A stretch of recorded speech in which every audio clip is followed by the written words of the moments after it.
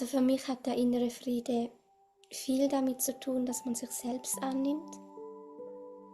Also er hat nichts damit zu tun, dass wir irgendwie perfekt sind, sondern dass wir ja einen Friede mit uns haben, dass wir uns selbst annehmen. Und das ist halt etwas, was wir schon meistens als Kind gar nicht wirklich mitbekommen. Und es hängt natürlich auch von der Kultur ab, aber jetzt mal hier bei uns, da ist es ja oft so, dass schon die Kinder so erzogen werden, dass man sich miteinander vergleicht, dass man Ja. schaut, wer ist besser und dass man dann auch so diesen inneren Wert, den man in sich hat, dann immer nach außen verlagert und sich dann an dem misst, anstatt dass man bei sich selbst bleibt. Kommen wir doch mal zu dem Thema Wahrnehmungen. Letztendlich ist es ja so, wir alle nehmen das Leben wahr, wir haben Sinne und du hast ganz feine Sinne und Wahrnehmungen und vielleicht kannst du uns darüber mal den Zuschauern sagen, wie sehr deine Sinne ausgeprägt sind. Mhm. Also ich sehe Dinge, die für gewisse Menschen nicht sichtbar sind. Also zum Beispiel das Energiefeld von uns Menschen. Jeder hat ja ein Energiefeld, aber für die meisten Menschen ist das ja wie nicht bewusst wahrnehmbar. Und wenn man sich das Energiefeld anschaut, dann merkt man halt schnell, dass unsere Energie, die wir haben und unser Bewusstsein und unser physischer Körper, dass die direkt miteinander zusammenhängen. Also dass irgendwie eine Art Trennung oder so, dass es die da gar nicht gibt, sondern dass beides sich ja auch beeinflusst. Und wenn wir zum Beispiel auf einer emotionalen Ebene etwas haben, wo wir wie nicht wissen, wie wir damit umgehen sollen, wir auch energetisch eine Blockade da haben, dann kann sich diese Blockade irgendwann auch im physischen Körper zeigen. Also Ja. so aus meiner Sicht ist eigentlich alles, was wir im physischen Körper haben, mal irgendwann irgendwie energetisch angelegt worden und erst als das Energetische da war, wurde es dann irgendwann physisch. Aber es fängt eigentlich alles so im Feinstofflichen mal an, dass es da einen Auslöser gibt. Ich denke, für manche Menschen, die sich vielleicht mit dem Thema energetisch noch nicht so beschäftigt haben, ich erkläre immer gerne, dass zum Beispiel Wut eine Energie ist, die man spüren Mhm. kann. Jetzt ist halt die Frage, die Menschen wissen häufig nicht, wie sie damit umgehen sollen. Was würdest du denn sagen, wenn man wütend ist, wie man jetzt damit umgehen kann oder sollte? Mhm. Also ich finde, Wut an sich ist ja keine negative Emotion. Also natürlich kann man damit was zerstören, aber das muss ja nicht sein. Also man kann Wut ja auch so umlenken, dass man es für was Gutes nutzt und also wieso auch die Kraft bekommt, vielleicht eine Grenze zu ziehen oder für sich einzustehen. Und ich finde so dieses Verständnis, dass eine Emotion nicht an sich negativ sein muss, ähm, total wichtig, damit man sich selbst auch mit diesem Gefühl annehmen kann. Weil nur wenn wir sagen können, wir haben dieses Gefühl und wenn wir das haben, dann können wir ja immer noch entscheiden, wie wir damit umgehen.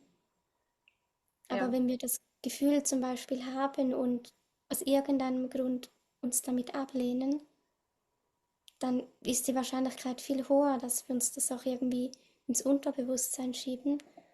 Und das sind dann vielfach die Dinge, die sich dann energetisch auch als Blockade irgendwann manifestieren. Ja. Da kommt ja genau das, worüber wir auch jetzt sprechen wollen, eben dieses Bewusstsein. Du hast es gerade schon gesagt, ein Gefühl lenken, das kann man ja eben auch, wenn man sich dessen überhaupt erst einmal bewusst wird, oder? Mhm. Ja, und unsere Gefühle haben ja auch meistens Botschaften. Also sie zeigen uns ja auch, was ist uns wichtig, was Ja, haben wir für Bedürfnisse. Also wir lernen ganz viel über uns selbst, wenn wir verstehen, warum macht mich das jetzt wütend oder warum macht mich das traurig. Also ja, was ist der Grund dahinter? ja, Und wenn man auch, also ich weiß jetzt nicht, ob das für jeden so geht, aber wenn man ein Gefühl hat, dann kann man sich auch fragen, wo ist eigentlich die erste Situation, in der dieses Gefühl überhaupt entstanden ist? Weil oft denken wir vielleicht, ja, das ist die und die Situation, die jetzt gerade unser Gefühl ausgelöst hat. Aber manchmal ist das ja gar nicht so. Ja. Manchmal hat zwar eine Situation das Gefühl ausgelöst, aber der Ursprung vom Gefühl liegt viel mehr in der Vergangenheit. Hm. Und wenn man das so irgendwie auseinanderbringt, dann kann man natürlich auch schon wieder ganz anders überhaupt das Ganze ansehen und damit umgehen. Deswegen meinte ich jetzt so, kennst du das dann auch, dass du mal eben einfach irgendwo bist, wo du auch merkst, das ist jetzt aber schon nicht so Mhm. einfach oder so. Ja, also das kenne ich auch. Hm. Ähm, Ich denke, da gibt es schon immer wieder solche Situationen, wenn man feinfühlig ist und Energien wahrnimmt. Und was ich da einfach so festgestellt habe, diese Energien, die man dann bewusst wahrnimmt, die sind ja für die Menschen, die das jetzt nicht bewusst wahrnehmen, genauso vorhanden und haben ja eventuell auch einen Einfluss auf sie, Ja, nur sie sind sich darüber nicht bewusst. ja, Und ja, ich für mich empfinde das als einen Vorteil, wenn man sich über das bewusst ist, wenn man das bewusst mitbekommt, ja. weil es ja je nach Umständen so oder so einen Einfluss auf einem hätte. Und dann finde ich es irgendwie gut, wenn man das bewusst bemerkt. Ich glaube, Ja. da sind wir gerade schon bei so einem Thema, wo auch alle immer drüber reden, was ich auch so wichtig finde. Einfach unsere Medien. Ich meine, es gibt ja zum Beispiel, aus meiner Praxis kenne ich halt auch, dass sehr viele ältere Menschen Altersdepressionen haben, die aber häufig, weil sie, wenn sie alleine zu Hause sind, lassen sie einfach den Radio oder den Fernseher laufen und hören in Dauerschleife schlechte Nachrichten. Und das könnte man doch damit vergleichen, oder? Mhm. Ja. Mhm. Und jeder von uns hat ja sein eigenes Energiefeld. Und wenn wir da wirklich stabil in unserer Energie sind, dann kann uns etwas von außen energetisch auch weniger beeinflussen. Also wenn wir merken, das hat wirklich eine Wirkung auf uns, dann ist auch immer gut zu schauen, warum. Weil es muss ja was in mir geben, in meinem Feld, was da genug Resonanz hat, dass man das irgendwie anfängt zu übernehmen. Und wir haben halt auch viele Muster auch vererbt von unseren Vorfahren. Also das bekommen wir ja auch mit. Und das eine davon ist auch förderlich für uns und dann gibt es sicher auch Dinge, die für uns in der heutigen Zeit nicht mehr förderlich sind. Ja, all die Dinge, die wir im Alltag lesen, hören, Ja, also wie du sagst, Nachrichten, Gedanken und Gefühle, die wir von anderen Menschen übernehmen und dann bei uns sind, das ist ja auch eine Art von Fremdenergie. ja, Es gibt ganze Wesenheiten, die uns Menschen auch beeinflussen können.